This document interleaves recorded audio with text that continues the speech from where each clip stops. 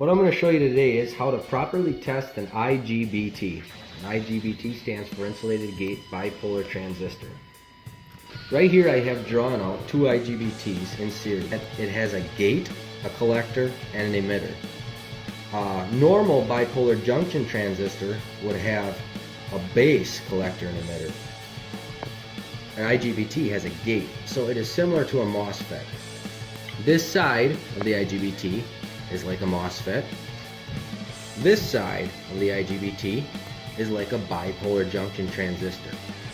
So the benefits of an IGBT is it can handle high voltages and high currents between the collector and the emitter. But it also can be biased on by a small voltage between the gate and the emitter. This diode right here protects the IGBT from reverse currents. It lets the current fly back. Sometimes they call it a flyback diode. If I were to put my meter leads right here, I would read the voltage drop across that diode. Some IGBTs don't have that diode, so that's something that you're going to want to look up a spec sheet to see if that diode is. Most do, some do not. So if I would put my meter leads here, I should expect a diode voltage drop. If I were to put my meter leads here, I would get what my meter usually would say OL, which means open lead. I won't get a voltage drop because the current can't pass through this diode and the current can't pass through this collector emitter junction. So, a standard package on a three-phase inverter section, you'll see, is right here. Right here I have a three-phase motor driver. You'll see this, it'll usually drive a three-phase motor. Right here's an IGBT package, right here's an IGBT package, and right here's an IGBT package. I call it a package because each one has two IGBTs in it. If you look closely here, this point right here is the collector 2, emitter 1. If you go back to my drawing, you'll see why they call it collector 2, emitter 1, because that's where the two IGBTs are connected together. It is the collector of the second IGBT. That's why they call it collector 2. And it's also the emitter of the first IGBT. So they call it, as you can see over here again, collector 2, emitter 1.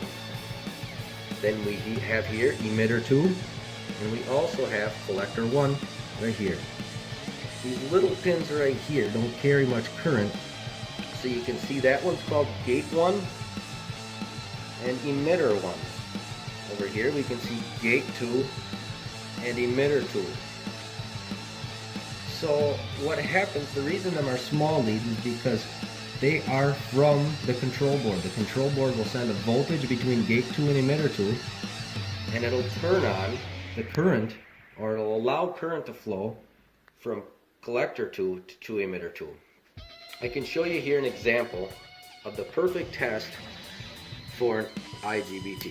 I'll turn my meter over here on the diode section. So to start testing this thing, there's one crucial part that nobody will ever tell you. Between this gate and this emitter, you want to take a lead or a piece of metal and you want to jumper them two together, because you don't want a charge built up on a gate. Something about an IGBT, it works just like a MOSFET. If you have a charge built up on the gate, it will conduct. So the gate of a MOSFET and the gate of an IGBT both look like a capacitor, sort of. If you were not to short these out, there might be a charge on the gate, and there would be a potential that you'll be able to get a current flow through the IGBT when you shouldn't. So on these gate to emitters, I want to short them out. Firstly, I want to make sure they're shorted out before I begin any testing. Remember, on a meter, when you're on a diode test, there's a voltage applied to your red node, and the black node, or the black lead, is where the voltage is going to run to. So out of this, I'm going to get a charge to flow out of this lead into this lead, and it measures the voltage drop to break the bias, or the bias voltage drop. So the first thing we want to check here is we want to apply this voltage to the ground. We want to make sure that nothing, watch, you can see open lead, which is what we want to see. Got to make sure nothing on this IGBT is touching the ground. Secondly, I'm going to short these out again just to make sure that no charge built up on the gate. MOSFETs are very touchy if there's a charge on the gate. Secondly, I want to take from my gate to my emitter. I'll check gate to emitter, open lead. Most people there would think gate, emitter, well, that should be dropping like 3, 4, 5 volts, maybe 6 volts, whatever the gate to emitter turn on voltage is. But the thing is, you have to remember these fluke meters, my particular meter and most meters only test diodes up to 3.1 volts. Some will go up to 5, some will go up to 9, but most are in that 3 volt range. And if the gate to emitter turn on voltage is higher than 3 volts, it'll show open lead. So after checking that, I want to ground that, I want to short that back out. Same thing over here. Gate to emitter, open lead. Good. Exactly what I want to see. Short that back out after checking it. Alright, so now it comes to checking the high current parts. We want to check from collector 1 to emitter 1. There should be no current flow there. Exactly what it says on the meter. Open lead. Now we want to check from collector 2 to emitter 2. Open lead. Perfect. Now we want to check from collector 1 to emitter 2. We're going through both IGBTs at this point. Open lead. Exactly what you want to see. Now if I were to reverse my leads and I were to go from emitter 1 to collector 1, I'm going to see the voltage drop across the diode. That's this diode right here on my drawing. So I went just like this. I'm pretty much metering there. So you're going to see a voltage drop. If that's short circuited, that's not right.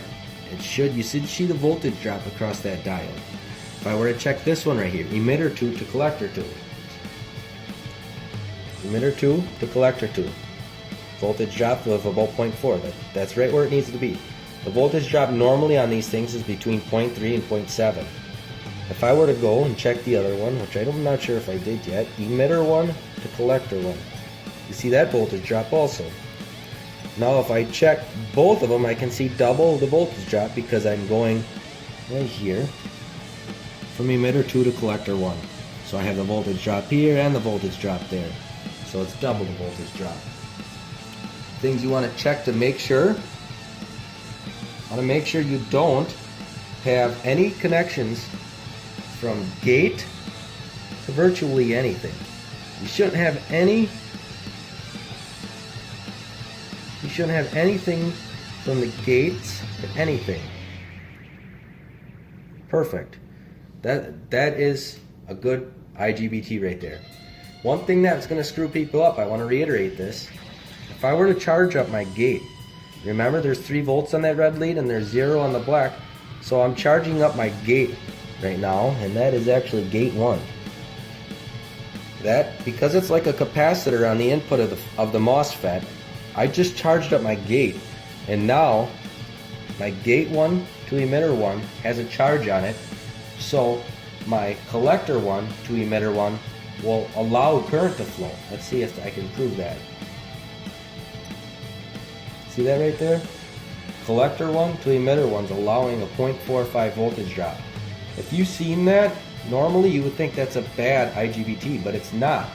I charged up my gate. If I were to short out my gate, I can show you exactly that. Now it shows open. So that's a way you can get confused by testing these. You want to make sure your gate to emitter is short, and then you do your diode checks. You can also do ohm checks, and you'll see relatively similar responses. But for MOSFETs and for IGBTs, it is much easier if you have a diode test on your meter.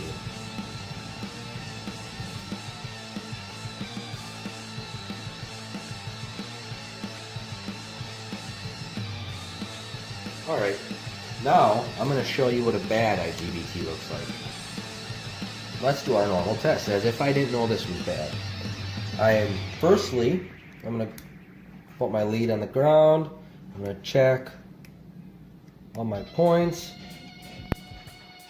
Looking for anything to be short of the ground. Nothing short of the ground. Remember, I'm gonna short out for a second my gate 2 emitters. Now I'm gonna put my lead on the collector 1 to emitter 1. Open lead, the meter shows. So that's right. Now collector 2 to emitter 2. Open lead. That looks good. Now I'm gonna do it collector 1 to emitter 2 to go through both IGBTs. Open lead. I don't know if you can see the meter at that height, but yeah, open lead. There. Now I'm going to take and reverse them just to make sure that that diode's in there and that's not short-circuited in a backwards direction. So to do that, I would go from emitter 1 to collector 1. And I see 0.39, so I can see that diode's there like it should be. And I'm going to check the other direction, 0.39. And I'm going to check through both of them, 0.78. So that all looks good. So far the power section of this IGBT checked out. Nothing's grounded. And I'm going to jumper gauge the emitter before I check any connections. Remember, nothing should be connected to the gate. So check everything here. Open, open, open. Open. Can even reverse our leads. Open, open, open, open. I'm going to short that back out. Short this back out. Go from this gate. Whoa. See what we have there? We have a short between the gate number 2 and collector 2 emitter 1. So if I go over here, we have a short from gate 2 to collector 2 emitter 1. That is absolutely no good. You cannot have any connection between your gate and any other of these power conductors. Like I said, the input of a MOSFET or an IGBT looks like a capacitor. It'll charge up, small capacitor, charges up quick, and there should be no connection. It should read open lead from the gate to everything. And this one shows almost 0.013 volts to overcome that bias. A good IGBT will not have that. See that open lead? Short. So that is how you properly test an IGBT.